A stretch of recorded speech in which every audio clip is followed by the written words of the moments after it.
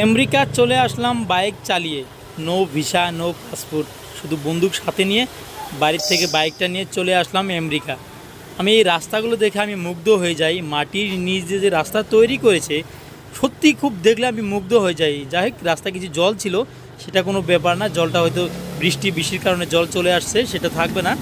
কিন্তু আমি বলবো এই ডেভেলপগুলো দেখলে সত্যি আমি মুগ্ধ হয়ে যাই। আমি মজা করে বলছি, এটা আমেরিকা নয়, এটা আমাদের দেশের আসাম রাজ্যের গোয়ালপাড়া ডিস্ট্রিক্টের একটি অঞ্চলের রাস্তা এটি। এর উপরে আছে ট্রেন রোড, মানে ট্রেনের রাস্তা।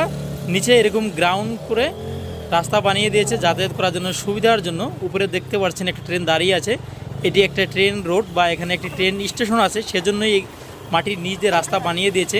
সত্যি আমি মুগ্ধ হয়ে যাই আমাদের দেশের ডেভেলপগুলো দেখলে। আমি প্রাউড ফিল করি নিজেকে। আপনি যদি দেশকে ভালোবাসেন তাহলে অবশ্যই চ্যানেলটি সাবস্ক্রাইব করে একটা লাইক অবশ্যই